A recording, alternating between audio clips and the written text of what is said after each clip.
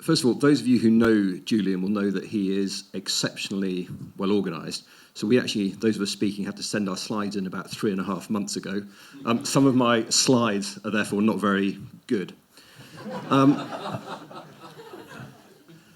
The other thing I would say is I've done a few things in my life, but I've never talked about caring before. So some of the stuff I share with you might be a little bit personal. I've certainly never talked about it publicly before. So I don't think I'm going to get emotional, but if I do, please bear with me. So that's a picture. In the middle, there's a younger version of me, obviously. In the centre, they're my great-great-grandparents, and the gentleman on the right is my great-grandfather. They were an affluent family. They were cigar manufacturers in Heidelberg in Germany. They also happened to be Jewish, and when Hitler came, obviously, they fled. And I think it was a massive shock to them, but the biggest shock was that they didn't actually know they were Jewish. They thought they were Germans. They just happened to be Jewish. None of them were religious. No one got bar mitzvahed. And some of them went to America, which was a very good decision. Some went to England, which was not bad. And some went to Holland, which was obviously not so good. But I think fleeing Germany, obviously, imbued itself in every single thing the family did and has done since. So my grandfather, and then my father and my uncle, set about establishing themselves in England, which meant two things: building up businesses, but it also meant marrying posh, established English families.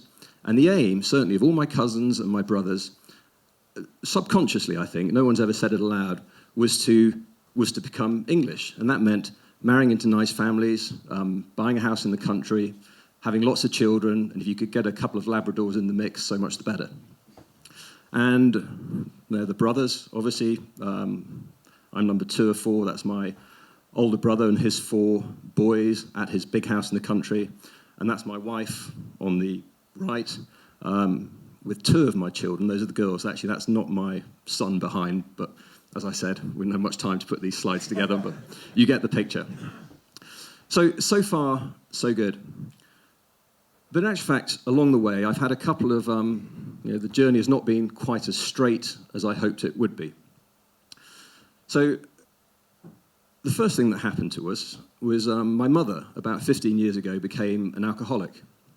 And as Julian said, if you grow up as one of 4 boys, you're very good at some things. Competing, we're all very good at catch. Talking about stuff, sharing emotions, and actually caring didn't come naturally. So helping my mother get through the alcoholism, and she doesn't drink now, and she's now in a good place, but that was a massive learning curve for 4 public school boys who don't do this stuff. And then the second thing that happened to me was I got divorced about 4 years ago. And I found that massively difficult to deal with. And I think they're the usual things. There's battered pride, a bit of self-pity that goes into the mix. But the overriding feeling, the thing that's so difficult to deal with is, and I'm sure there's some other divorced people in the audience, is you realise how much you care about your kids. And the idea of doing something that is going to damage them, possibly or probably, is just incredibly, incredibly difficult to get your head around. And during the year that we were talking about it and moving out and getting divorced, there were a couple of things that happened. First of all, you really get to know your own feelings. You also get a year to talk about yourself, which is quite good fun. But the way family and good friends gather around and support you and care for you is a massive learning experience. You suddenly feel loved in ways you haven't felt loved before. And then interestingly, once you get divorced and you go through it, in actual fact, I'm happy to say my marriage was absolutely awful, but the divorce has been incredibly amicable and we're all good friends now. But it teaches you a load of things, and a lot of those are about caring. I no longer aspire to have the big house in the... Well, I do actually, but it's about 10 years further on than it should have been. The Labradors are miles away. But it does teach you what's important. And relationships, giving, loving, experiences, these all matter so much. So in terms of understanding how to be happy, it is nothing to do with materialism. And I learned this almost overnight. Nothing to do with materialism. It is all about loving and caring and the relationships you have with your family and your children. So Julian asked me to speak about caring. The personal journey's been very easy. I knew nothing, and now I know a little bit. I think the other aim of today is just to bring some of those lessons into the work context. So Julian mentioned, I was a lawyer originally, and anyone who thinks they've got a tough job, try starting a nanny agency. It was an awful couple of years. But eventually we did quite well. We built up this chain of nanny agencies, and then it's supplied. There are now 30 of these branches dotted around the country. And then we started running quite a lot of nurseries and creches, so that if you ever go to an IKEA store, you drop your kids at one of our creches, for example. And then the big idea was about 10 years ago. We built this website called Emergency Childcare. And I think it's best understood as the Uber of childcare. There is lots of very good childcare out there. And if you pay enough, it's possible to access it last minute. So we built this clever website. It promises to get you a nursery place, a whole-day club, a childminder, a nanny, anywhere in the country on as little as half an hour's notice. Very clever website, works very well. And we went around selling it to big companies. And the first client was the Met Police. It was just after the terrorist attacks, and the police had said, everyone needs to be on the street tomorrow. And of course, they turned around and said, well, that's great, but who's going to look after the children? Turns out that actually lots of policemen and women are married to each other. It's a horrible thought, but they needed emergency. So if ever there was another terrorist attack, they have a red button and everyone gets free emergency childcare to get more people on the street. And that side of the business did very well. And now we go around and we sell a variety of clever services, platform support to some of the UK's most famous employers. So selection of the clients there. They all use us in one way or another. And the sales pitch to these companies is quite simple. It's these days, if you're going to win in business, then you need to get the best talent to the top, and lots of that talent happens to be female and have children or elderly parents to worry about. And it's true that these days you can work flexibly. You can send an email from home, you can take a call from outside the school gates. And the people who benefit most from flexible working are people with young children, families to consider, elderly parents to worry about.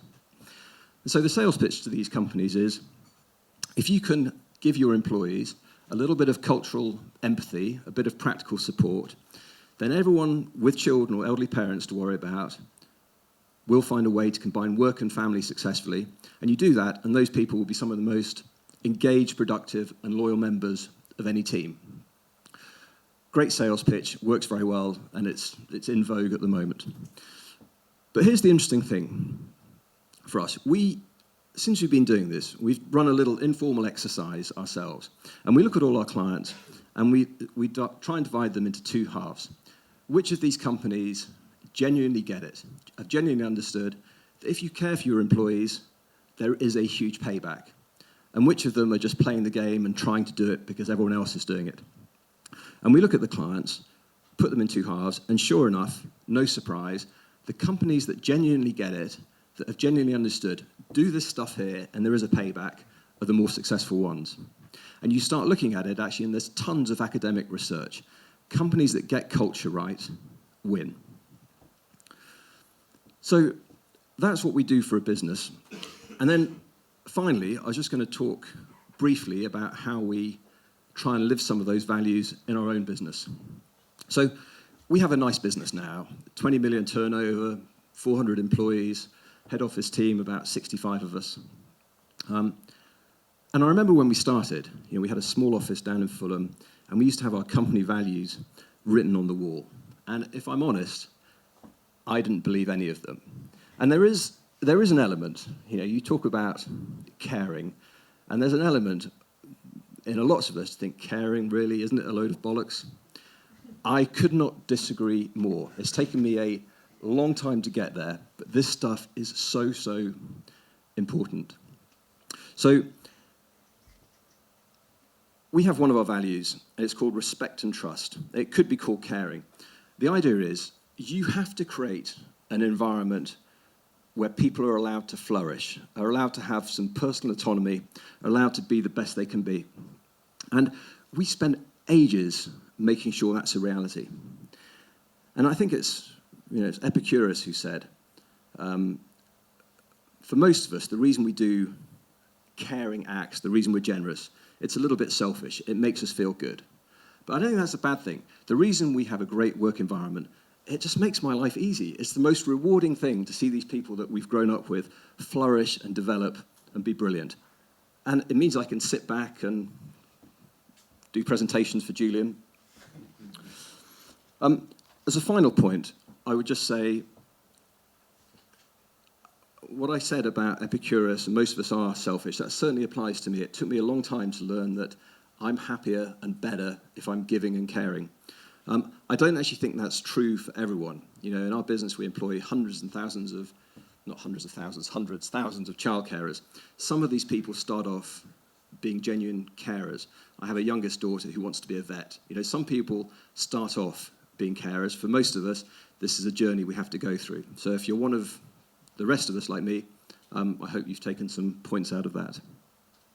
Thanks.